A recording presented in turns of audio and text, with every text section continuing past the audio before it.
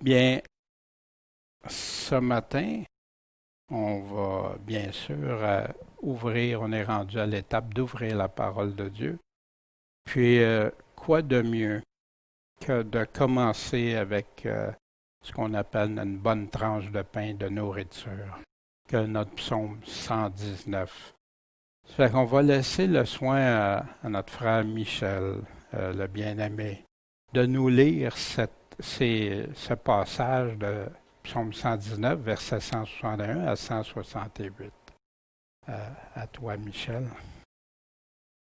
Les grands m'ont persécuté sans cause, mais mon cœur n'a craint que tes paroles. Je me réjouis de ta parole comme celui qui trouve un grand butin. J'ai en haine et en abomination le mensonge. J'aime ta loi. Je te loue 7 fois le jour à cause des ordonnances de ta justice. Il y a une grande paix pour ceux qui aiment ta loi, et rien ne peut les renverser. Éternel, j'espère en ta délivrance, et je pratique tes commandements.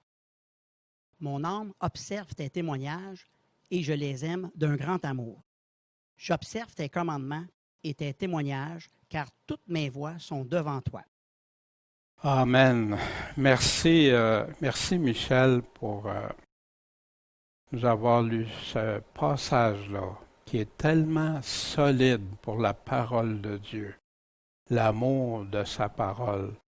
Puis, je me réjouis comme celui qui trouve un grand butin. Qu'est-ce que ça vous a fait les premières fois que vous avez commencé à dévorer la parole de Dieu?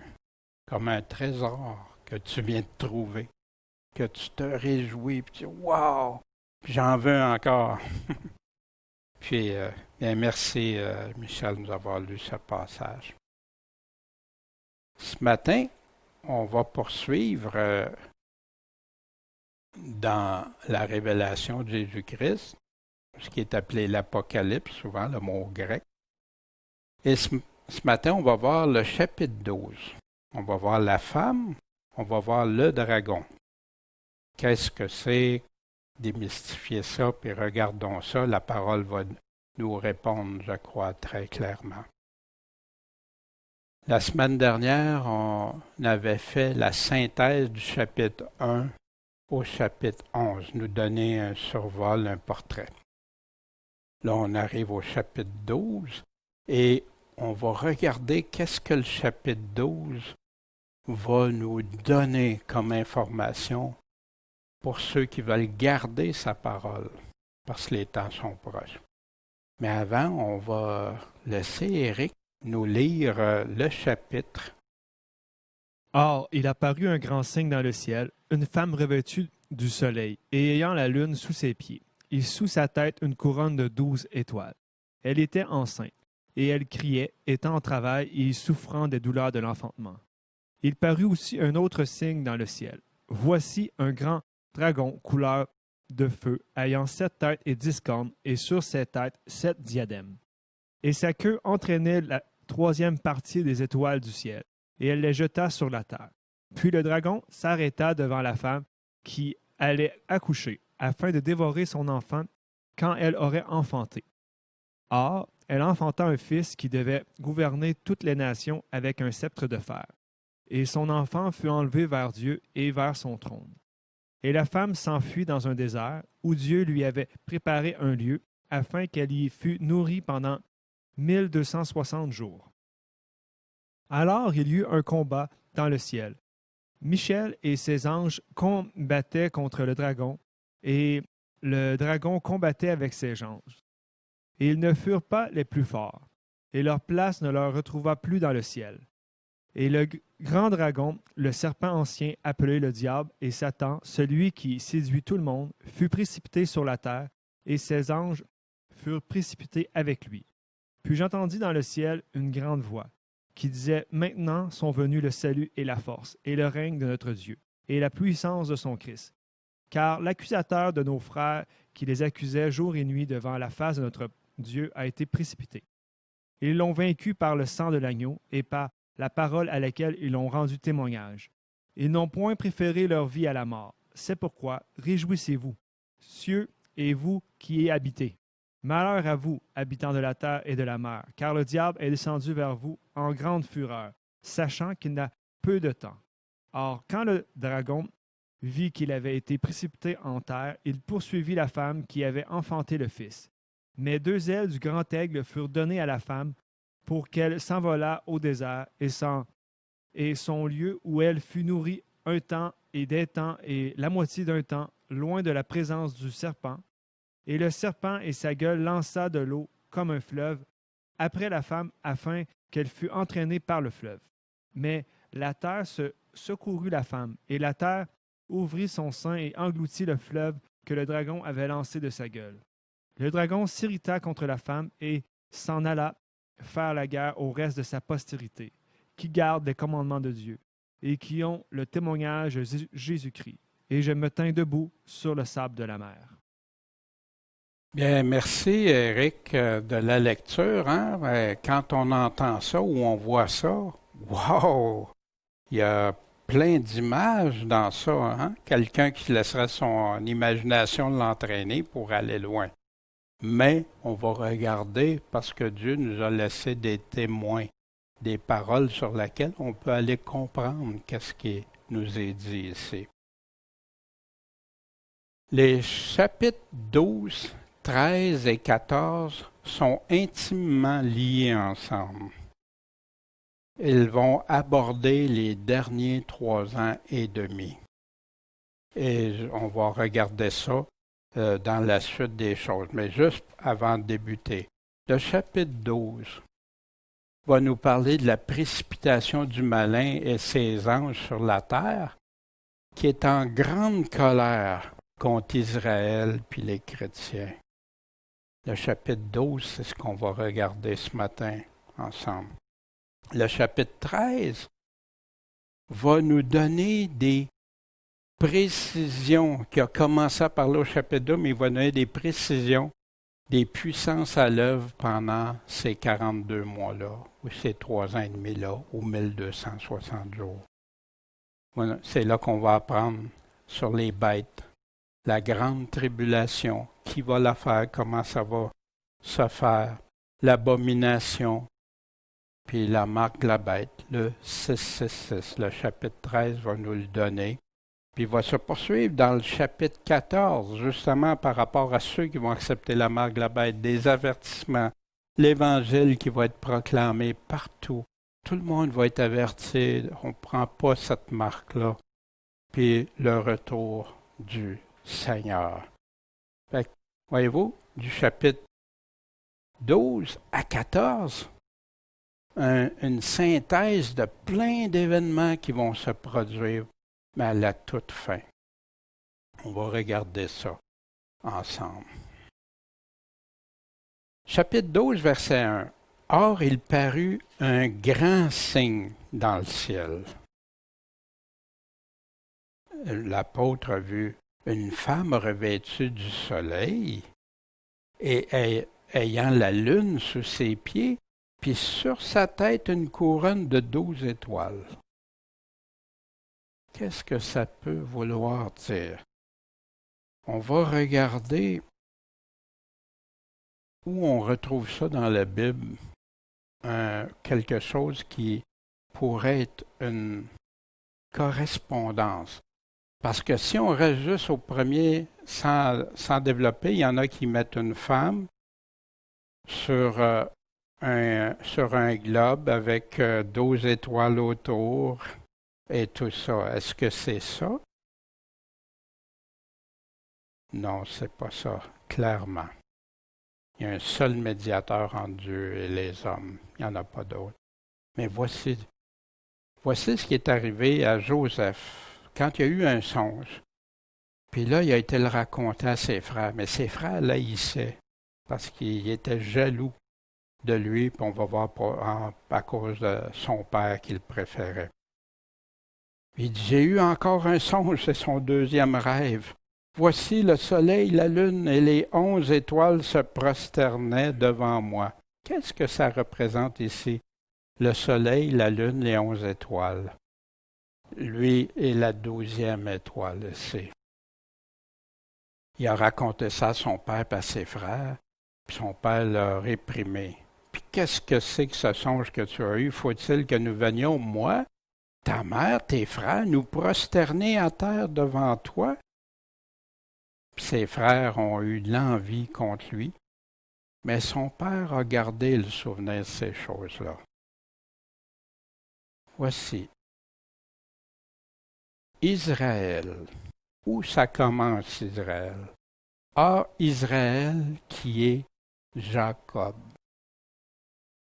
Aimait Joseph plus que tous ses autres fils, parce que c'était le fils de sa vieillesse, puis il avait fait une robe de multicolore là, qui avait rendu ses frères jaloux.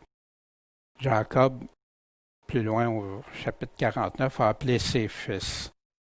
Ça, c'est juste avant de mourir. Assemblez-vous, je vous annoncerai ce qui vous arrivera dans la suite des temps. Qu'est-ce que Israël, Jacob, a fait? Il a réuni ses 12 fils, puis il leur a expliqué ce qui viendrait comme prophétie pour chacune des tribus. Puis voici, ce sont là tous ceux qui forment les 12 tribus d'Israël. Et c'est là ce que leur dit leur Père en les bénissant, il les bénit chacun selon sa bénédiction.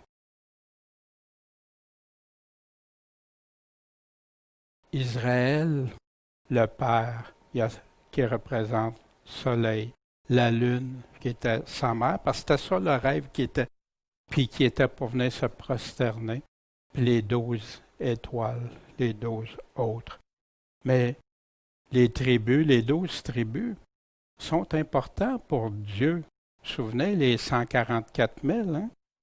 Puis, même à la fin, au chapitre 21, dans la Nouvelle Jérusalem, il va y avoir 12 portes, 12 anges et des noms écrits. C'était les noms des 12 tribus des enfants d'Israël. Il y en a qui pensent que tout est terminé avec Israël. Non, Dieu a des promesses faites spécifiquement à Israël pour remplir les prophéties, les promesses qu'il leur avait faites. Puis, les 144 000 dans toutes les tribus des enfants d'Israël. On avait vu aussi qu'il y en a qui disent, mais c'est qui les 12 tribus? On ne pourrait pas les reconnaître. Dieu les reconnaît. Moi, ça me suffit. La femme, maintenant. Allons voir la femme, l'épouse. La femme est souvent utilisée comme image, comme symbole pour représenter.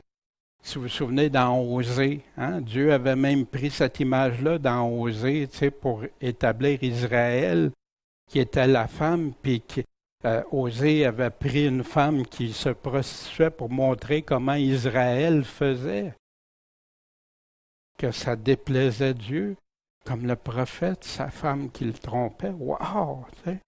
Mais Dieu il utilise ces images-là. Mais voici ici, dans Ésaïe 54 pour la fin encore. Ne crains pas, tu ne seras pas confondu, n'aie pas de honte, tu ne seras pas rendue honteuse, car tu oublieras la honte de ta jeunesse, tu ne te souviendras plus de l'opprobre de ton veuvage. Il est en train de parler à Israël ici, à Sion, car ton Créateur est qui? Ton époux. Israël, parce qu'on dit l'Église et l'épouse, ouais. Mais Israël, c'est Israël, on va regarder ça dans quelques instants. Mais là, c'est-tu Israël ou l'Église? On va voir ça. Son nom est l'Éternel des armées, le Saint d'Israël, est ton Rédempteur, ton Sauveur. Il s'appelle le Dieu de toute la terre, parce que l'Éternel t'a appelé comme une femme délaissée, affligée d'esprit, comme une épouse de la jeunesse qui aurait été répudiée, dit ton Dieu. Je t'ai abandonné pour un peu de temps, mais je te recueillerai avec de grandes compassions. Je t'ai caché ma face pour un moment dans l'effusion de ma colère. Mais j'ai compassion de toi par une miséricorde éternelle, dit l'Éternel, ton Rédempteur. Dieu prend cette image-là d'une femme, d'une épouse. Il est l'époux. Puis, il est son Rédempteur, mais il l'a abandonné pour un temps parce qu'ils ont été ailleurs. Ils n'ont pas suivi Dieu. Ils n'ont pas obéi à Dieu. Mais Dieu dit que vers la fin. Mais est-ce que c'est tout Israël? Ben non. Puis on va revenir à ça pour cette femme-là spécifiquement ici dans le chapitre 12. Qu'est-ce qui arrivait? Elle était enceinte. Elle criait, étant en travail et souffrant des douleurs de l'enfantement. Quelle référence, les douleurs de l'enfantement? Jésus nous en parle, les apôtres nous en parlent. Puis dans Ésaïe 26, qui parle du temps de la résurrection aussi, puis de la grande tribulation éternelle, dans la détresse, ils ont recouru à toi. Ils ont répandu leurs plaintes quand ton châtiment a été sur eux. Comme la femme enceinte près d'enfanter est en travail et crie dans ses douleurs, tels nous avons été, loin de ta face, ô Éternel. Puis, Dieu lui va dire, ils disent à Dieu, nous avons conçu, nous avons été en travail, nous avons enfanté que du vent. Il n'y a rien résulté de tout ce qu'on a fait malgré toutes nos souffrances et tout ça. Nous ne saurions accomplir le salut du pays, ni faire naître sur la terre de nouveaux habitants. Ils remettent à Dieu toute la puissance, mais c'est comme ceux qui ont amassé, mais pour rien. Mais sans Dieu, c'est ce que ça fait. C'est vain.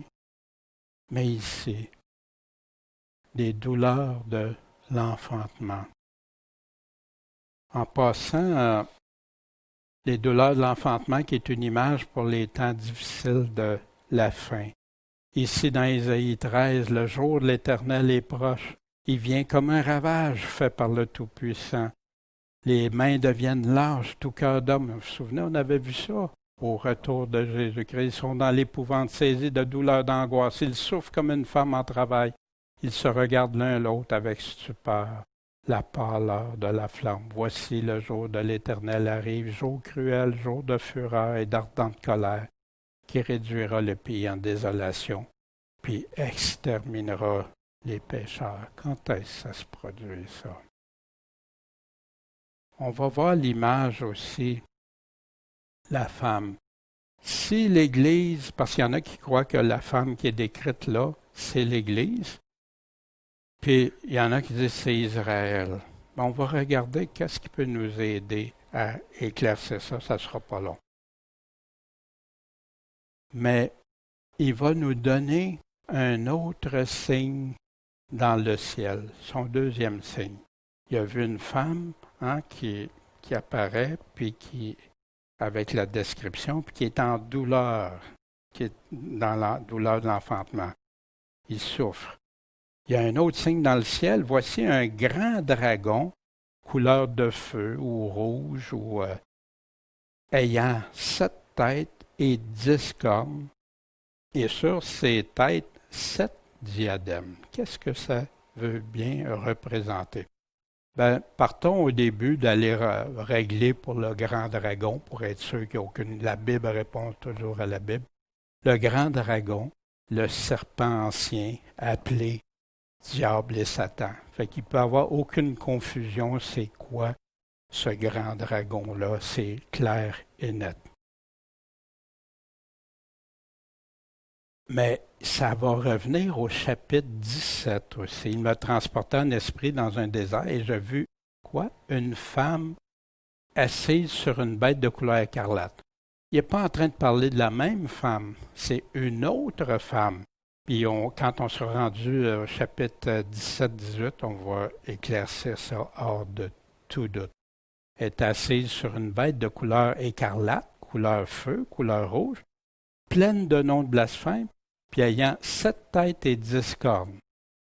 Pourquoi? Parce que cette bête-là va être contrôlée entièrement par le malin. Fait que ça va se recroiser ensemble. L'autorité va venir du malin directement. C'est pour ça que ça va être les pires 42 mois que la terre aura jamais vécu. La bête à 7 têtes et 10 cornes, on la retrouve aussi dans Daniel, au chapitre 7. Puis ici, la Bible, moi je suis content quand je vois ça. Je m'approchais à un des assistants, je lui demandais la vérité sur toutes ces choses qu'il vient de donner, très important, qu'on n'a pas le temps de regarder ce matin. Et il me parla, il m'en donna l'interprétation. Je peux-tu vous donner une autre interprétation? Je serais, je serais ridicule, là. Je serais orgueilleux, je serais hautain, je me serais plus intelligent que la parole de Dieu. C'est impossible. Ces 4 grandes bêtes, c'est quoi des bêtes? Parce qu'il parlait de bêtes. Sont quoi? 4 rois. Bête égale roi. Puis il continue, là, il veut savoir la 4e bête qui était différente de toutes les autres, extraordinairement terrible, qu'on va voir dans le chapitre 13, dont les dents et de fer, les ongles d'airain mangeaient, brisaient et foulaient aux pieds ce qui restait. Puis les 10 cornes qui étaient sur sa tête. Puis un autre corne. On va voir ça, les cornes aussi, qu'est-ce que ça veut dire. Il y en a 3 qui ont tombé face à cette corne-là. Puis, comment cette corne faisait la guerre, à qui? Aux saints. Et prévalait sur eux. Jusqu'à quand? Jusqu'à ce que l'Ancien des jours vint et que le jugement fut donné au sein du souverain.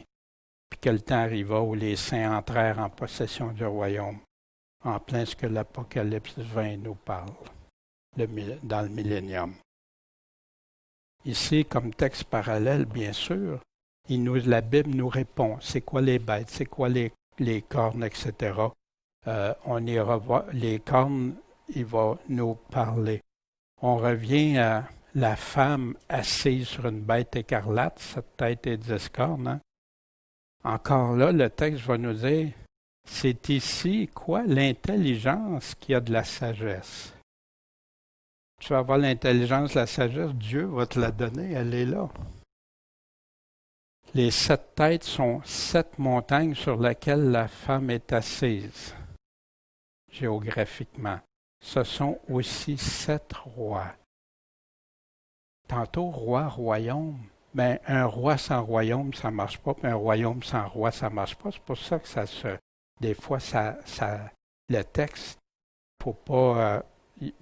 mais par contre, j'ai vu des fois des obstinations dans des présentations pour c'est un roi ou c'est un royaume, mais pourtant la Bible est très claire. C'est les 10 cornes que tu as vues, c'est quoi des cornes? Des rois.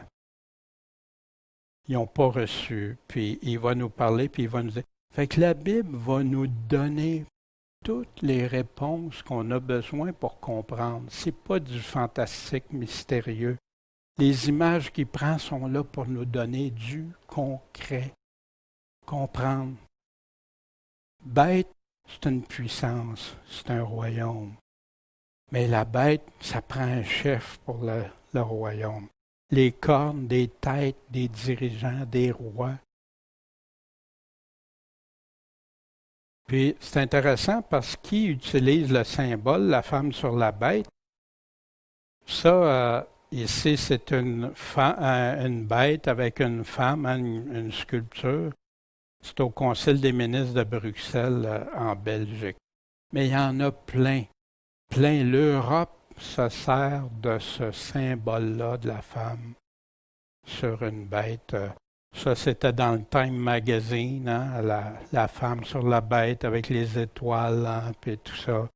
Leur argent, il y a des pièces d'argent avec la bête, la femme. C'est devenu que ça même... non, on le met là, ça ne dérange plus.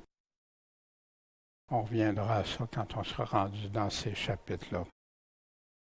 Les bêtes, selon la Bible, donc, la Bible dit que c'est des royaumes, des rois.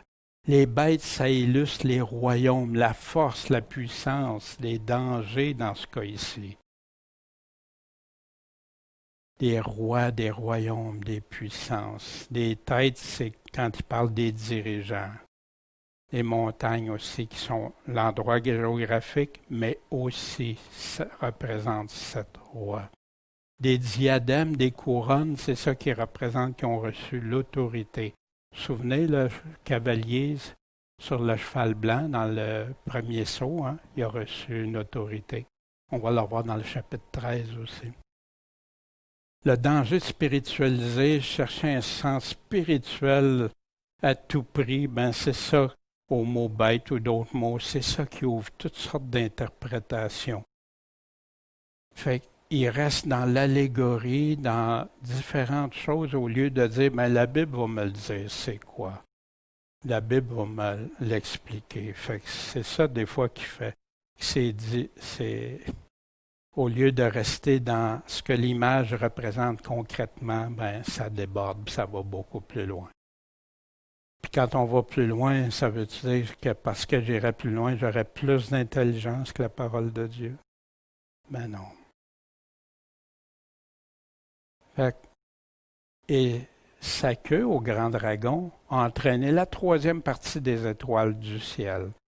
Les étoiles, l'armée des cieux, hein? L'armée des cieux qui a les anges de Dieu, mais qui a des anges du malin aussi. Et elle les jeta sur la terre. Puis le dragon s'arrêta devant la femme qui allait accoucher, afin de dévorer son enfant quand elle l'aurait enfanté. Moi, ici, par principe d'élimination, quand tu cherches quelque chose, s'il y a quelque chose que tu peux éliminer, tu l'enlèves tout de suite. Est-ce que l'Église a enfanté d'un enfant? Je crois pas. Mais on va continuer. Fait que le grand dragon, il attend ça. Avant, on va aller voir un des textes connus dans Ésaïe 14. Comment es-tu tombé du ciel, astre brillant, entre parenthèses, Lucifer, fils de l'aurore? Comment as-tu été abattu à terre, toi qui foulais les nations? Tu disais en ton cœur, je monterai aux cieux, j'élèverai mon trône par-dessus les étoiles de Dieu. C'est étrange, hein, parce que le malin a ça, puis son antéchrist va avoir ça aussi à cœur. La même chose, la même pensée, le même esprit. Je siégerai sur la montagne de l'Assemblée, aux régions lointaines de l'Aquilon. Aquilon, c'est le nord. Je monterai sur les hauteurs des nus. Je serai quoi? Semblable au Très-Haut. Se prendre pour Dieu. Qu'est-ce qu'il va faire l'Antéchrist? Exactement ça dans Thessaloniciens qui nous l'explique très clairement. Se dire Dieu, se proclamer comme Dieu. Mais tu es descendu dans le sépulcre, dans les profondeurs du tombeau. Puis on va voir ça. Fait que ce passage-là, qui s'applique autant au malin que celui qui va agir pour le malin. Or, la femme, qu'est-ce qui est arrivé avec la femme que le dragon attendait? Elle enfanta un fils.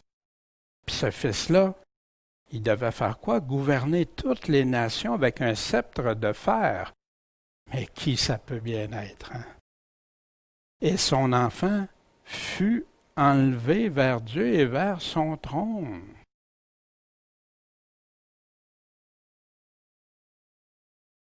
Voici ce que Jésus disait dans Révélation chapitre 2. Car à celui qui aura vaincu, puis qui aura gardé mes œuvres jusqu'à la fin, je lui donnerai puissance sur les nations. Il les gouvernera avec une verge de fer. La même chose, ou un sceptre de fer, c'est synonyme. Et elles seront brisées comme les vaisseaux d'un potier, selon que je l'ai aussi reçu de mon Père. Fait que le Fils a ce pouvoir-là, puis il va le partager avec ceux qui vont être les vainqueurs pour lui. Fait que là, la femme s'enfuit dans un désert où Dieu lui avait préparé un lieu afin qu'elle fût nourrie pendant combien de temps? 1260 jours. Il est précis. 1260 jours. Fait qu'ici, bien, une question que je m'étais déjà posée, tout à coup, il est en train de parler de Marie. Tout à coup. Parce qu'elle a enfanté un fils, puis son fils a été enlevé vers Dieu, vers son trône. Puis là, mais il faut que je vérifie. Si je suis intègre, je suis honnête, je ne peux pas mettre ça. Il faut que je le valide. La femme s'enfuit dans un désert. Ben oui, Marie, elle s'est enfuie dans un désert avec Joseph quand l'ange leur a dit pendant 2 ans. Ça fait-tu 1260 jours? Non. Mais, y a-tu été enlevé? Jésus avait-tu été enlevé avant ou juste après? Il a été enlevé longtemps, 30 quelques années après. Fait que ici, Marie, le 2 ans n'égale pas 3 ans et demi des 1260 jours. L'Église aurait-tu pu enfanter Jésus? Impossible, c'est Jésus qui a enfanté son Église. Mais est-ce que la descendance d'Israël, est-ce qu'Israël peut avoir enfanté Jésus, que Jésus était juif? Oui. Ben oui, parce que Jésus est juif. Jésus vient d'où?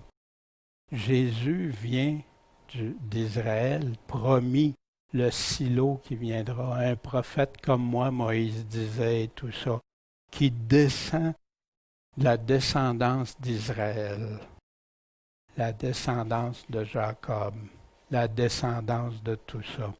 Fait que pour moi ici, la femme qui a enfanté un fils ne peut pas être Marie, ne peut pas être l'Église. Il reste une chose qui peut rentrer dans l'ordre, c'est que cette femme-là représente Israël. Que d'où ça vient à partir de Jacob aussi, tantôt on a vu la femme, le soleil, les 12 étoiles et tout ça. Fait qu'ici, pour moi en tout cas, il y a une chose qui est claire, ça peut être ni l'Église, ni Marie. Fait que, je vous laisse le soin si vous voulez valider, aller plus loin. Amen. C'est tout ce qu'on doit toujours faire. Mais on peut en éliminer deux des réponses en partant clairement. Voici dans Ésaïe 26 encore. Tes morts revivront, mes corps morts se relèveront. Réveillez-vous, chantez de joie, habitants de la poussière. Qu'est-ce que c'est ça? Sinon, une résurrection. La terre fera renaître les trépassés. Va, mon peuple, entre dans tes chambres, ferme les portes, cache-toi pour un petit moment jusqu'à ce que l'indignation soit passée. Quand la femme va fuir, s'enfuir dans le désert pendant 1260 jours. Car voici l'Éternel sort de sa demeure. Qu'est-ce que ça veut dire, l'Éternel sort de sa demeure? Pour punir l'iniquité des habitants de la terre. Alors la terre laissera voir le sang versé sur elle et ne cachera plus ses morts. Puis il y en a plein qui sont morts pour Dieu. En ce jour-là, l'Éternel frappera de sa dure, grande et forte épée le Léviathan, qui est le symbole, qui représente Satan encore, comme le grand dragon. Le serpent agile, le Léviathan, le serpent tortueux. Vous vous souvenez comment il l'appelle? Et il tuera le monstre marin dans la mer. On verra ça quand la mer aussi, les définitions de l'Apocalypse pour la mer, qui peut parler de la vraie mer, mais aussi des foules du monde, des personnes du monde. Fuis en attendant. Voici dans Osée ce que Dieu avait promis aussi. Les enfants d'Israël reviendront et rechercheront l'Éternel leur Dieu et David le roi. Ils viendront avec crainte à l'Éternel et à sa bonté quand? Au dernier jour. Dieu a fait des grandes promesses aussi à Israël, mais à un petit reste, pas tout le monde, un petit reste d'Israël. Voici Jésus qui commande une grande évasion. Quand donc vous verrez dans le lieu saint l'abomination de la désolation, que le prophète Daniel a parlé. C'est intéressant, il nous confirme ce que Daniel a dit dans au moins 4 chapitres. Alors que ceux qui seront dans la Judée s'enfuient aux montagnes. Nous, on n'est pas en Judée. Si un jour on est là, puis ça arrive là, l'abomination, bien là, fuyez. Mais qui peut être là? On regardera ça. que celui qui sera en haut de la maison ne descende pas pour emporter quoi que ce soit de sa maison. Celui qui est dans le champ ne retourne pas pour aller chercher ses habits. Et ceux qui sont enceintes, qui vont allaiter, ça va être terrible, malheur. Priez pour que votre fuite n'arrive pas en hiver, ni un jour de sabbat, parce que c'est très difficile à circuler dans ces occasions-là, car alors il va y avoir une grande affliction, la grande tribulation, telle qu'il n'y en a point eu depuis le commencement du monde jusqu'à présent, puis telle qu'il n'y en aura plus jamais. Puis que si ces jours-là n'auraient pas été raccourcis, aucune chair n'a échappé, mais à cause des élus, ils vont être raccourcis.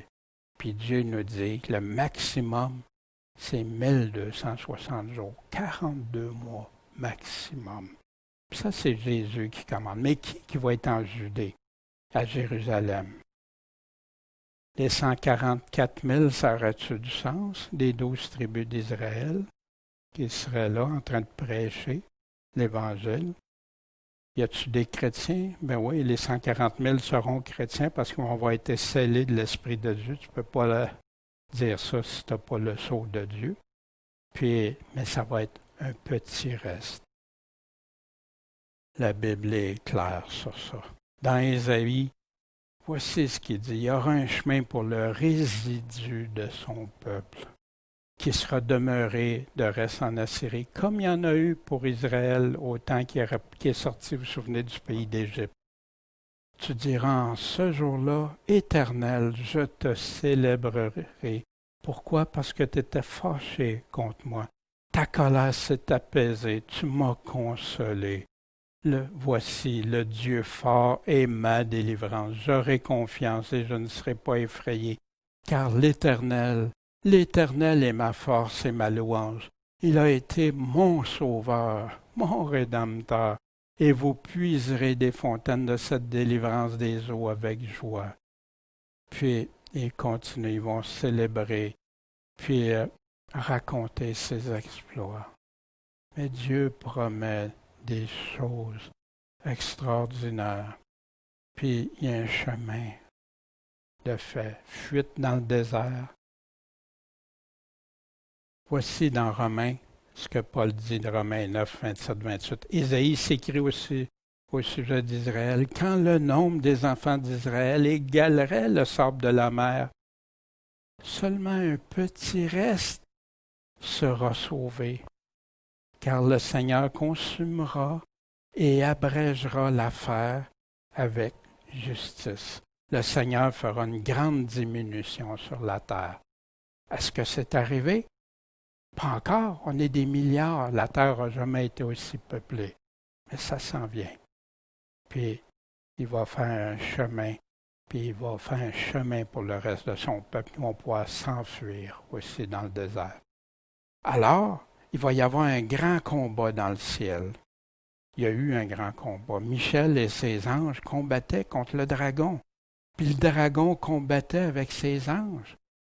Une grande guerre. Une guerre contre des puissances, des forces. Puissance de Dieu, puissance du malin. Ce combat-là qui est dur depuis des milliers d'années. Mais ils ne furent pas les plus forts. Qui n'a pas été plus fort? Satan et ses anges. Merci, mon Dieu. Puis leur place ne se trouvera plus dans le ciel. Il y en a qui pensent que Satan n'est plus dans le ciel, mais la parole de Dieu, on va regarder ça dans quelques instants, qu'est-ce qu'elle nous dit.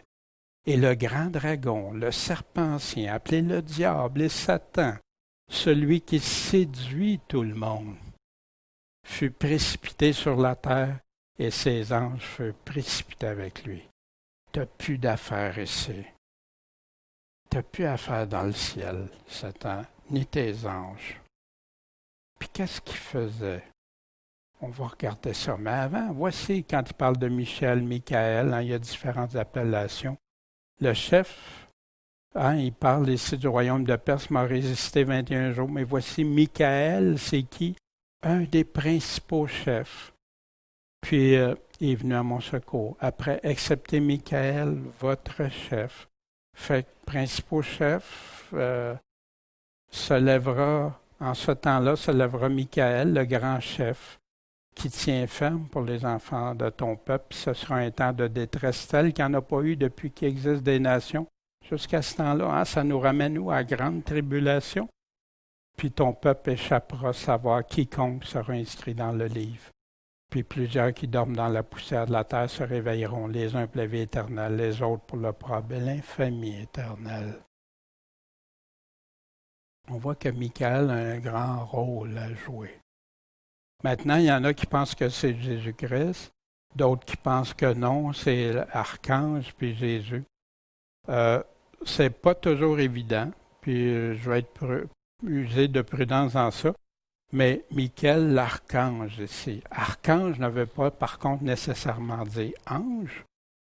Archange est le chef des anges, un archange. Fait que c'est là que, moi, pour ma part, en tout cas, je suis prudent avec ça, mais je sais que c'est quelqu'un de très puissant, quelqu'un qui est en charge. Est-ce que c'est Jésus-Christ ou non? Je veux être prudent dans mon énonciation de ça.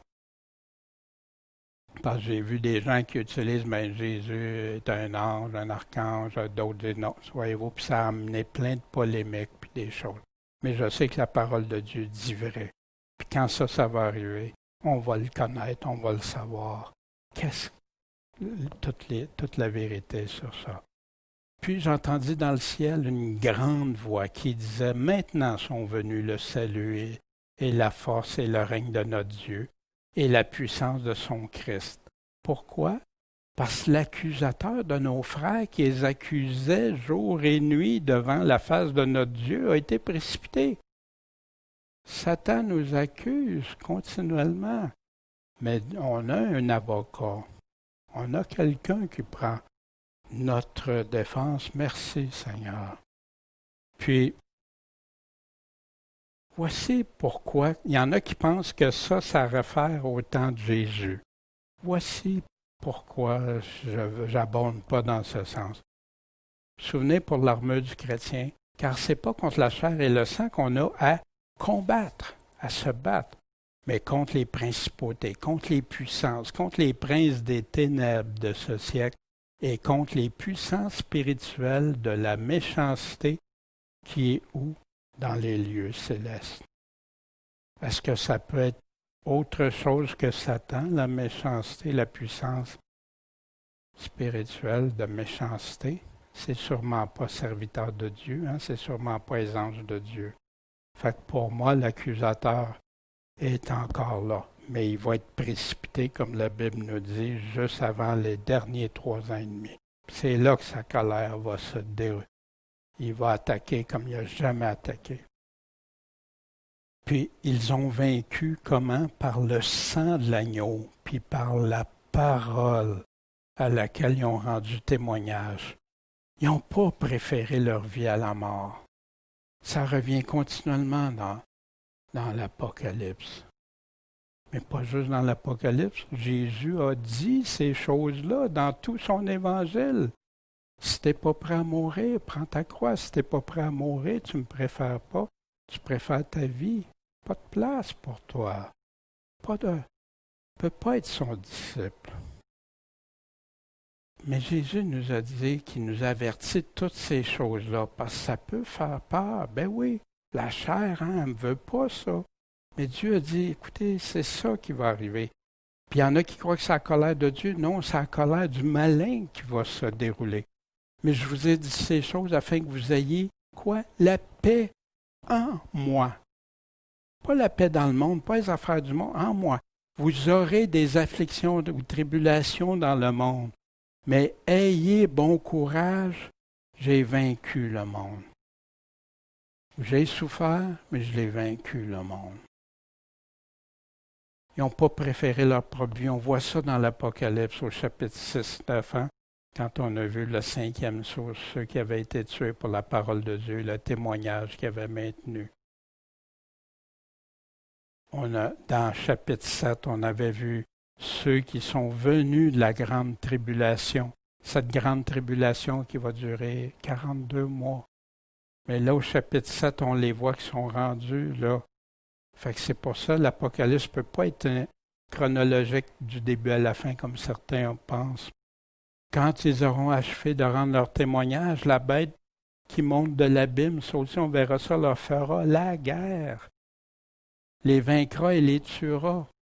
On va retrouver ça dans le chapitre 13, Dieu voulant, la semaine prochaine. Puis au chapitre 20, qui nous parle,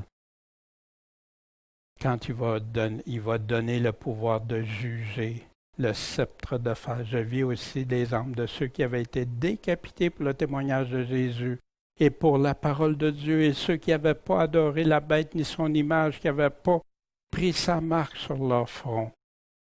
Puis ils vont vivre et régner avec Christ pendant 1000 ans. Mais ça, c'est à la première résurrection. Je sais qu'il y en a qui disent première résurrection et pas la première. La grande tribulation, c'est pas pour les croyants. Pourtant, la Bible ne dit jamais le contraire. Au contraire, il nous avertit. Imaginez. Moi, ce qui m'inquiète, c'est pour les frères et les sœurs qui croient qu'il ne leur arrivera rien. Puis quand ça va commencer, qu'est-ce que ça va faire pour leur foi? Est-ce qu'ils vont faire partie de ceux qui vont abandonner, qui vont même croire que Jésus leur aurait pas dit la vérité ou trahi? Mais non, Jésus nous a tout dit. Puis je m'inquiète. Je ne dis pas qu'ils ne sont pas croyants, qu'ils ne croient pas en Jésus-Christ, mais quand Jésus parle des choses trop difficiles, il y a un déni qui se fait. Quelle tristesse! Préparons-nous, veillons, prions maintenant. Il va être trop tard après. La porte va être fermée pour certains qui vont avoir agi insensé, en vierge insensée que la Bible nous dit. Voici ceux et celles qui vont faire partie des vainqueurs en passant aux 7 églises. Jésus dit à chacune qui va être les vainqueurs.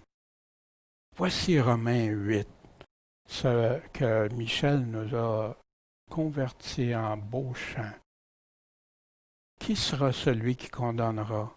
Christ est celui qui est mort et qui plus est, qui est ressuscité, qui aussi est à la droite de Dieu, qui même prie pour qui? Pour nous. As-tu quelqu'un qui peut intercéder plus puissant? Priez pour nous. Qu'est-ce qui nous séparera de l'amour de Christ? Ça va être l'oppression, l'angoisse, la persécution, la famine, la nudité, le péril ou l'épée. Ainsi qu'il est écrit, nous sommes livrés à la mort pour l'amour de toi tous les jours. Et nous sommes estimés comme des brebis de boucherie. Le monde, qu'est-ce qu'il pense des chrétiens? Au contraire, en toutes ces choses, au contraire, nous sommes plus que vainqueurs par celui qui nous a aimés. Parce que je suis assuré que ni la mort, ni la vie, ni les anges, ni les principautés, ni les puissances, ni les choses présentes, ni les choses à venir, ce qui s'en vient dans les temps, ni la hauteur, la profondeur, ni aucune autre créature ne pourra nous séparer de l'amour de Dieu qu'il nous a montré en Jésus-Christ, notre Seigneur. Les vainqueurs, ceux qui vont faire partie des vainqueurs, vont dire le combat, je suis avec Dieu, je le gagne. C'est lui que je choisis, c'est lui que je vais suivre, quoi qu'il arrive. Puis je sais qu'il n'y a rien de tout ce qui peut arriver qui peut me séparer de son amour ou moi de l'aimer. Mais imaginez quand on dit aux gens qu'il ne leur arrivera rien. C'est pourquoi réjouissez-vous, cieux et vous qui habitez. Malheur à vous, habitants de la terre et de la mer. Pourquoi? Parce que le diable est descendu vers vous pour vous aimer. Non, en grande fureur, sachant qu'il y a peu de temps. il y a juste 3 ans et demi qui y reste. Voyez-vous pourquoi le précipité, ça ne peut pas avoir été, hein? Parce que ça fait plus de 2000 ans. Mais en peu de temps, sa grande fureur va éclater. Il y en a qui pensent que c'est ici, il y aurait un enlèvement. Ceux qui ont commencé à penser l'enlèvement au milieu de la tribulation. Mais on n'est pas au milieu. C'est le début. Fait qu'il y en a qui pensent que c'est ça, parce que là, on va regarder si c'est vrai. Mais ici, remarquez, la colère, elle vient d'où ici? Il y en a qui mélangent tribulation égale colère de Dieu. Mais ce n'est pas ce qu'il nous dit. La tribulation va venir du malin, du grand dragon qui va inspirer son antéchrist, ses bêtes. Voici ce que Jésus disait. Quand vous verrez Jérusalem environnée par des armées, sachez que sa désolation approche. Hein, il parle aussi de ce qui va être relié à l'abomination, que ceux qui vont être en Judée s'enfuient. La même chose qu'il disait dans Matthieu, que ceux qui vont être au milieu de Jérusalem se retirent, que ceux qui sont en campagne ne rentrent pas, que c'est des jours de châtiment afin que toutes les choses qui sont écrites s'accomplissent. Malheur aux femmes enceintes, celles qui allaiteront ces jours-là. Pourquoi? Parce qu'il va y avoir une grande calamité sur ce pays et de la colère contre ce peuple. Mais d'où va venir la colère? Les armées qui vont environner que l'Antéchrist et la bête va utiliser contre Israël, contre la femme. Mais c'est pour ça, enfuyez-vous. Mais qui va s'enfuir, vous pensez? Mais ceux qui vont lire le Nouveau Testament, qui vont comprendre les paroles du Seigneur. Tous les Juifs vont comprendre ça? Non. Or, quand le dragon a vu que la femme a vu qu'il avait été précipité en terre, il a poursuivi la femme qui avait enfanté le fils. Ben oui, là, ils veulent l'atteindre. Hein? Là, il est jeté, il sait que son temps il est fini en haut. Il ne peut plus avoir accès en haut. Mais 2 ailes du grand aigle ont été données à la femme pour qu'elle s'envole au désert en son lieu, où elle fut nourrie un temps, des temps et la moitié d'un temps, loin de la présence du serpent. Vous savez, comme le Seigneur a protégé aussi Israël en Égypte, Dieu peut faire la même chose, comme il veut, quand il veut. Et regardez ici, il va vouloir l'attaquer, mais ça ne marchera pas. Elle va fuir. Puis on va voir ça, les 2 ailes d'un grand aigle, qu'est-ce que ça peut vouloir dire? S'en va là au désert en son lieu, puis elle restait là un temps, des temps et la moitié. Voici au verset 6, on avait vu la femme s'enfuit, hein, la même chose, dans un désert, c'est la même chose, où Dieu avait préparé un lieu. C'est Dieu qui l'a préparé pour eux. Fait que pensez-vous que ça va être un lieu qui va être protégé? Si Dieu l'a préparé, afin qu'elle fût nourrie, le même terme, nourrie, pendant 1260 jours. Qu'est-ce que ça nous enseigne, ça? C'est que 1260 jours, ça égale 1 temps, 2 temps et un demi-temps, ça veut dire 3 ans et demi. 1260 jours divisé par 30 jours, les jours au calendrier juif, ça égale 42 mois. Puis si tu divises par 12, ça te donne 3 ans et demi. C'est toute la même chose, mais avec des expressions différentes, des synonymes. Mais ça, c'est bien important parce que c'est ça qui va nous aider à interpréter d'autres places, qui fait que non, on sait que ça veut dire la même chose. On va le voir avec l'Antéchrist, je vous reviendrai avec ça. Mais c'est bien important ça, parce qu'il y en a qui ont commencé à donner à des jours, des mois, d'autres significations, des années, plein d'affaires, qui a conduit à ce que des gens ont donné des dates du retour de Jésus en 1800, d'autres en 1900, etc. Ça, s'il aurait juste resté avec la Bible, il n'y aurait pas eu cette confusion-là. 2 ailes d'aigle, qui vont être transportées. Regardez ce que Dieu dit. Vous avez vu ce que j'ai fait aux Égyptiens, comment je vous ai porté comme sur des ailes d'aigle. Est-ce que Dieu a pris un aigle avec des ailes, un avion ou quelque chose? Non, c'est une image qu'on retrouve dans la Bible. Dieu va protéger. Le moyen qu'il prendra, ça lui appartient. Puis s'il ne veut pas nous donner le détail, la précision, ça lui appartient. Mais quand ça va arriver, tu dis, wow, Dieu, hein? Tu l'avais dit, ça arrive. Fait que maintenant, donc, si vous obéissez exactement à ma voix, si vous gardez mon alliance, vous serez aussi dans tous les peuples, mon plus précieux joyau, quoique la terre m'appartienne, et vous me serez un royaume de sacrificateurs, une nation sainte. Ce sont là des discours que tu tiendras aux enfants d'Israël. Exactement le même discours qu'on retrouve pour ceux dans l'Église aussi. Si tu gardes, si tu obéis à ma voix. Et le serpent de sa gueule a lancé de l'eau, comme un fleuve, encore une autre image, après la femme, afin qu'elle fût entraînée par le fleuve. Mais la terre a secouru la femme, et la terre a ouvert son sein et englouti le fleuve que le dragon avait lancé de sa gueule. Fait que là, si tu vois un fleuve, puis tu regardes ça, tu vas avoir de la misère. Mais si tu regardes ce que la Bible nous dit à propos de ce que c'est un fleuve, il rendra chacun selon leurs œuvres. Hein? Dans Ésaïe encore du temps de la fin. Il va rendre la fureur à ses adversaires, l'appareil à ses ennemis. Il va rendre l'appareil aux îles. On craindra le nom de l'Éternel et sa gloire depuis le soleil levant. Quand l'ennemi viendra, comment? Comme un fleuve. Il est en train de parler de Satan et ses armées, puis on va voir ça avec autour d'Israël, Armageddon aussi, tout ça. Comme un fleuve. Un Rédempteur viendra pour qui? Pour Sion, pour ceux de Jacob qui se convertiront de leurs péchés.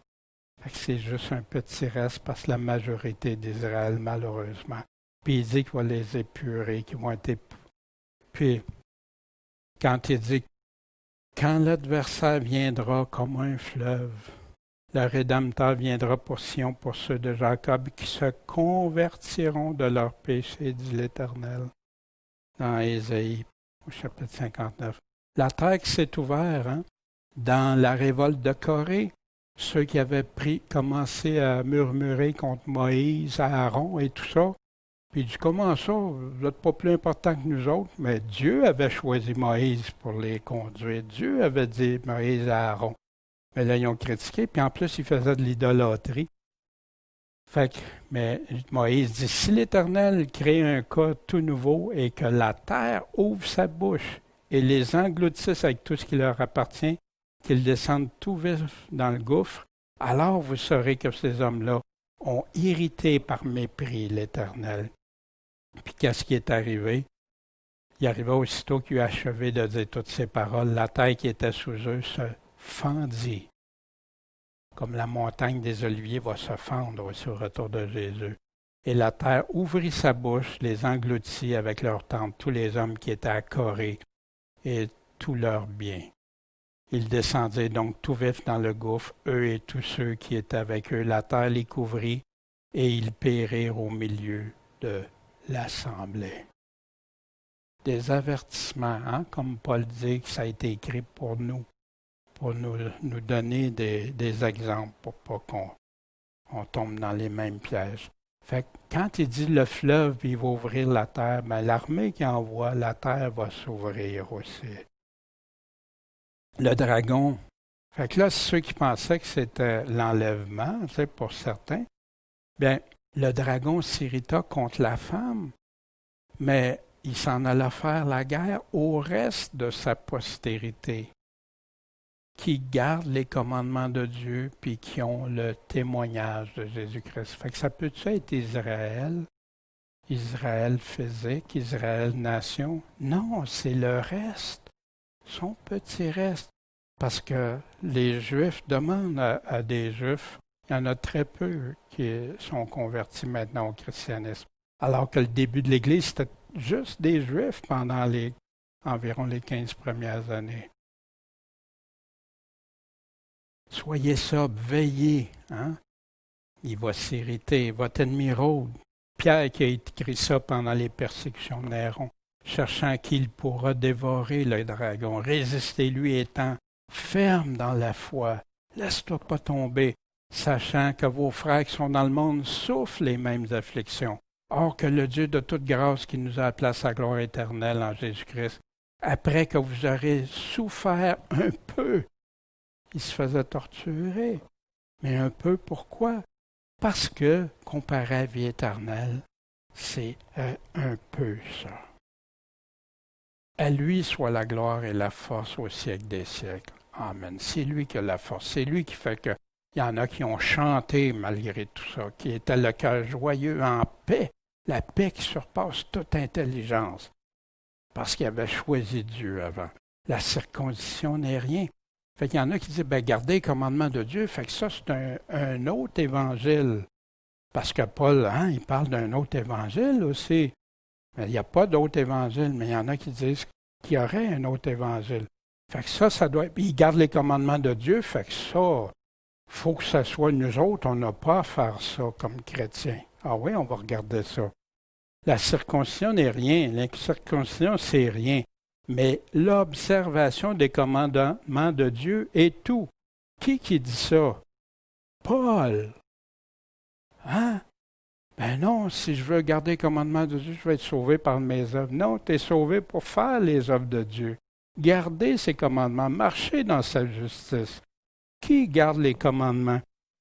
Voici dans l'Apocalypse, quand il parle, c'est ici la patience, la persévérance des saints. Ce sont ici ceux qui gardent les commandements et la foi de Jésus. Fait que c'est-tu deux fois différentes? Non, c'est la même foi ici. Puis il va parler de ça pour la marque là-bas, on verra ça. Heureux ceux qui observent ces commandements. Pourquoi?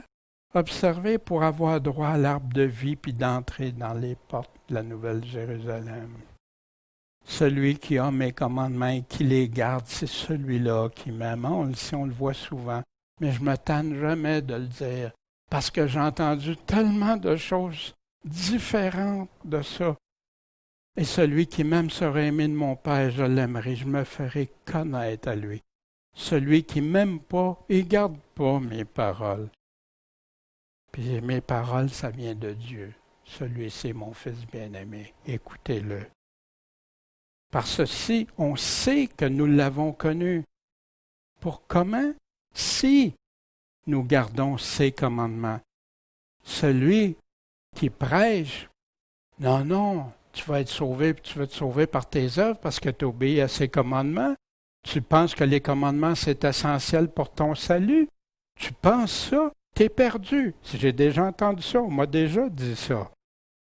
Celui qui dit je l'ai connu, puis qui ne garde pas ses commandements, c'est dans le Nouveau Testament, ses commandements, au travers de tout le Nouveau Testament, est un menteur. Puis la vérité n'est pas en lui. Puis comment tu peux dire que tu aimes Dieu de tout ton cœur, ton âme, tes forces, ta pensée, si tu n'es même pas capable d'écouter ce qu'il te dit? Quelle tristesse! Je suis désolé de savoir qu'il y a tant de chrétiens qui ont reçu un évangile moderne qui conduisent ailleurs qu'à la fermeté en Jésus-Christ, d'être zélé pour Jésus-Christ. Jésus dit ce qu'il va faire avec ceux qui ne sont pas zélés. Jésus dit ce qu'il va faire avec les vierges qui ne sont pas sages, qui ne veillent pas, qui ne sont pas sur le garde, puis qui ne prient pas. La porte va être fermée. Pas de deuxième chance. Les serviteurs fidèles, infidèles, etc. Jésus nous a donné plein d'avertissements pour la fin. Que celui qui a des oreilles entende. En synthèse ce matin, on a plein d'images, de symboles pour identifier la femme. Et moi, j'ai la conviction que c'est le reste d'Israël, aujourd'hui et maintenant. En passant, on peut avoir des opinions différentes. Je ne serais pas en train de vouloir vous... Non. Mais pour ma part, avec ce que la Bible dit maintenant, je crois. Puis, si jamais je fais erreur, ben Dieu va me le montrer, mais j'ai la parole pour moi qui est claire. Le dragon rouge, hein, Satan et sa bête, la puissance qui va... le Fils qui va gouverner, c'est Jésus-Christ, le roi des rois. Michael, l'archange, ça je peux pas à 100%. Les ailes du grand aigle, Dieu va pourvoir au moyen de les enlever, de les protéger. Un fleuve, c'est une guerre ou c'est littéral que ça va être de l'eau qui va souvent, qui va les poursuivre? Je crois pas. Je pense que c'est vraiment littéral, comme on a vu dans les autres passages. 2 grands signes donnés en introduction des chapitres 13, 14 et d'autres chapitres aussi qu'on va voir plus tard. C'est la femme et le dragon. Puis ça va nous servir pour pouvoir comprendre et étudier d'autres passages.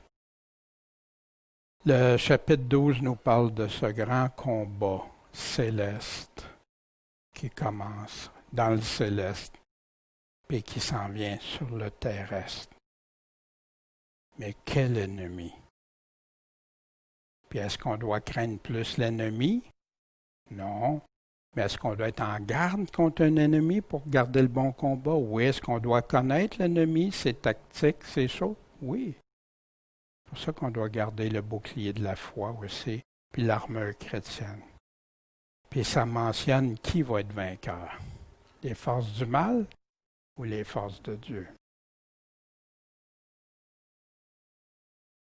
Puis ça détermine vraiment les dernières années avant le retour de Christ. Un bon Père céleste, aide-nous à être dans le bon camp. Tu as la force, tu as toute puissance, tu vas garder ceux qui t'aiment. Fait fortifie-nous, fait qu'on soit en train de veiller, d'être sobre, d'être sur nos gardes et de prier. Puis comme tu nous dis, de prier afin d'avoir la force de résister à toutes ces choses-là.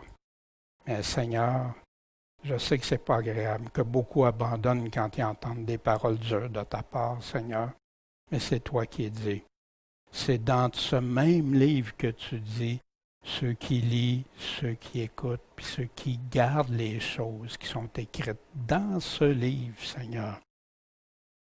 C'est pour nous, ceux qui croient en toi. Fait qu'aide-nous, Seigneur. Il y a juste à toi qu'on peut demander. Puis qu'on soit tous des vainqueurs ensemble. Tu nous en as donné la recette. En ton Saint-Nom, Jésus, Maître et Sauveur. Amen.